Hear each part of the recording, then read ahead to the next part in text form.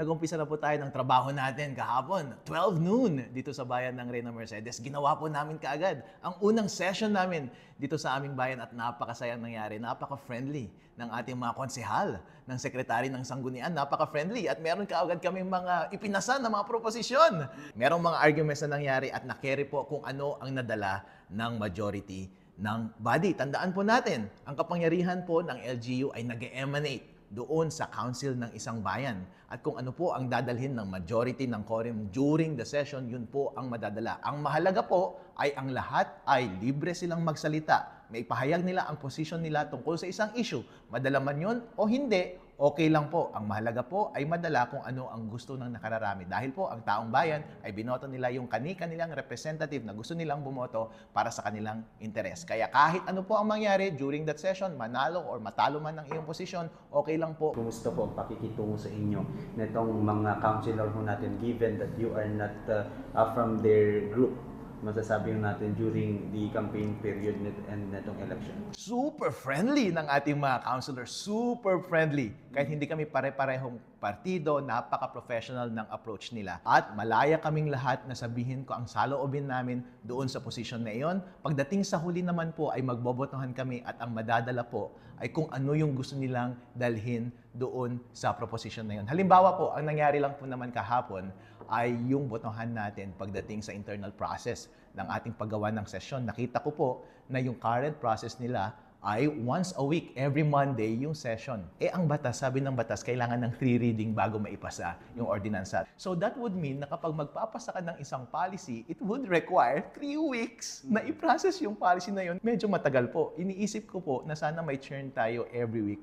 That's why I proposed na 3 times a week para kapag gusto natin gumawa ng mabilis na mga ordinansa, may churn tayo, meron tayong output every week. Mabilis po tayong magtrabaho. Pero kahit ganun po, ang nangyari, malaya po akong naisabi ang aking posisyon, malaya po silang sabihin ang kanilang posisyon. Ang na-carry po ng majority ay i-retain yung once a week.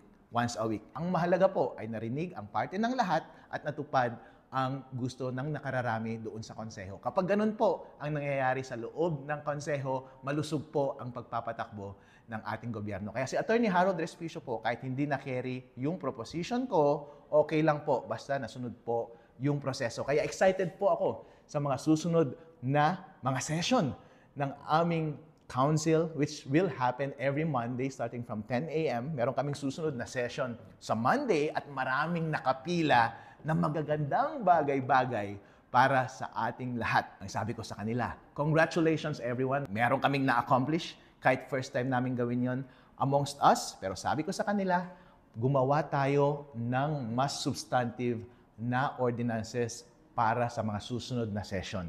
Para sa kababayan talaga natin na mararamdaman nila para sa ikauunlad ng kanilang buhay. As far as Attorney Harold is concerned, lahat po ng ipinangako ko during campaign, ipipila po natin lahat yan. Mananalo man tayo or matatalo pagdating sa botohan, ang mahalaga po ay natackle siya as agenda during the session, narinig yung parte ng mga konsehal, narinig yung parte ko, at yung gusto ng nakararami ay yung siyang nasunod. Masaya po kapag ganun ang nangyayari. Pero po, ano po ang mas masaya? Kapag sama-sama kaming lahat na ipasa yung policy dahil po lahat po ito ay para sa ikabubuti ng ating mga kababayan. Kung gusto niyo pong malaman yung mga specific policy na pwede nating gawin sa mga susunod na linggo at mga buwan, ito po. Meron po tayong deadline sa October about sa ating general appropriations and budget ng ating bayan. Ibig sabihin po, lahat ng ating gastusin ay kailangan nating iset doon sa October na yun. Napakabigat po yung trabaho na iyon.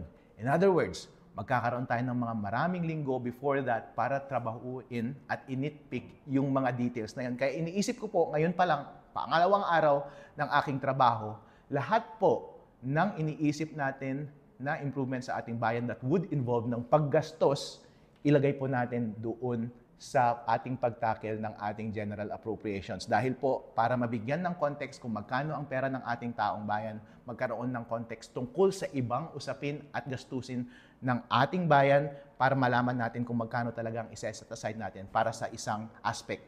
Ang mga aspect na ito po ay yung tulay.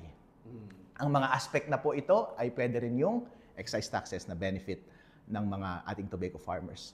At iba pang mga aspect na pwede natin pag-usapan for October is yung mga benepisyo na specific sa kada sektor. Halimbawa, para sa senior citizens, gusto ba nilang ma-improve or hindi? Kaya po, lahat po ng leaders ng mga sektor na ito, iniimbitahan ko po kayo na pumunta sa aking opisina para magawa nating specific yung mga provisions na ilalagay natin para po mas madali nating ma-articulate, mas madali nating makukumbinsi ang makasama natin sa konseho. Since yun po ay paggastos, pwede nating gawin yung mga ibang bagay-bagay na hindi nag-i-involve ng paggastos ng mga ad hoc na ordinances. Halimbawa, kapag nagbibigay ka ng discount, ang napakagandang balita na libreng franchise tax sa ating mga tricycle drivers.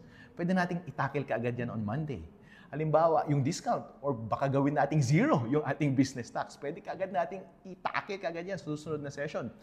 Yung discounts sa mga fees dito sa ating bayan. Halimbawa, kapag meron kang mga basic services dito na nagre-require ng fee, baka gusto mong i-waive lahat yun dahil napakaliit lang naman na bagay. Pwede nating itakil lahat po yan. At kinukumbinsi ko po ang lahat ng ating members ng Congress or ng Congress ng Council na itakil kaagad yan agad-agad on Monday kasi nga po, sa October ay General Appropriations, budget, lahat po ay itatakel natin in detail at kailangan nating maraming weeks for that and isang araw lang yung session natin per week. Medyo mahirap. Kaya nga before mangyari yung bagay na iyon, gusto ko sana yung mga ad hoc na mga ordinances na gusto nating ipasa ay itakel na natin before that happens. That's why darating yung franchise, yung business taxes, yung mga discounts or waiver ng fees pagdating dito sa ating gobyerno. Matakel natin kaagad yan at iba pang bagay-bagay, policy about sa mga vendors, mga locations nila dito, lahat po ng concern nila, itatakel natin agad-agad yan dahil po kailangan ng 3 reading,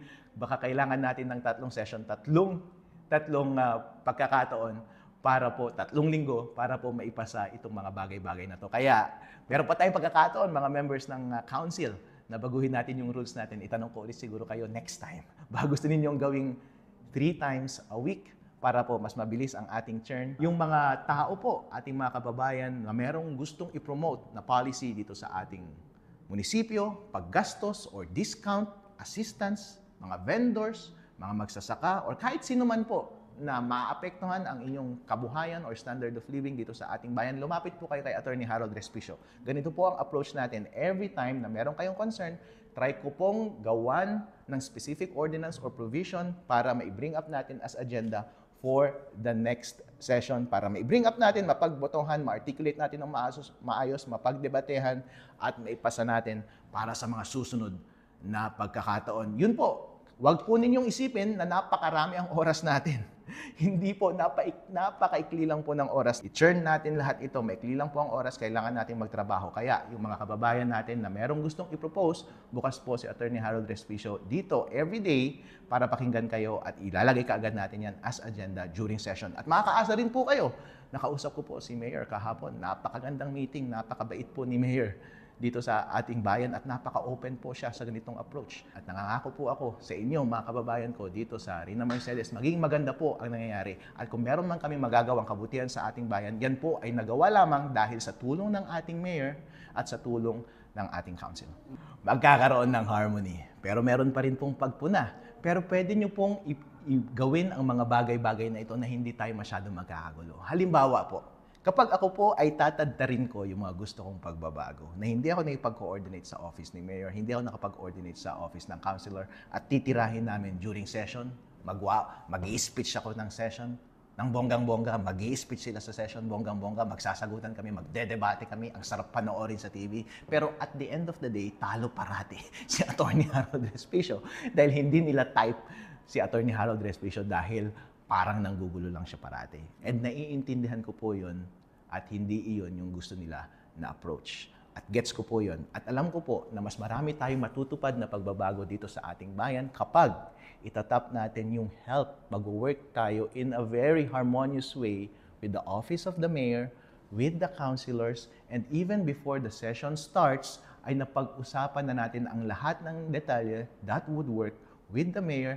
that would work with everyone here sa munisipyo para ma-implement ng maayos, with the councilors, para pagdating natin doon, napakagandang balita po ang maipapakita natin sa taong bayan. Hindi man natin nakuha yung gusto natin na ideal, Pero at least po, given the constraints, makukuha natin yung pinakamagandang makuha nating outcome given ng different interest ng bawat partido at bawat sektor ng ating mamayan. Dahil po, si Atty. Harold Respicio, kahit malalakas yung mga opinion niya about sa ilang mga bagay-bagay, baka po nagkamali rin ako. Hindi po ako tama every time. Kaya maganda po na pakinggan natin yung side ng mga councilor, pakinggan natin yung side ng mayors, and at the end of the day, mag-compromise tayo. Hindi man perfect, pero it's better than nothing. Mga kababayan ko dito sa Reyna Mercedes, ito pong napakalaking oportunidad na ibinigay nyo sa akin na magsilbi bilang Vice Mayor ng ating bayan ay hindi ko po sasayangin. Nagpapasalamat po ako sa inyo dahil ibinigay nyo po sa akin ng pagkakataon na ito, napaka-unique na pagkakataon. Pagsilbihan kayo at gawin ang mga bagay-bagay na ninanais ninyo. Ngayon po, ang aking opisina, nandito po ako araw-araw, Monday to Friday. Ang office po ng ating munisipyo ay 8 to 5. Napakasipag ng mga tao dito. Walang lunchtime. Parang mapipilitan ata akong gawin din yung bagay-bagay na yon. Pwede po kayong mag-walk-in sa office ni Atty. Harold Respicio. I-articulate po ninyo ng maayos ang inyong mga concern at ipuput up po natin yan as agenda.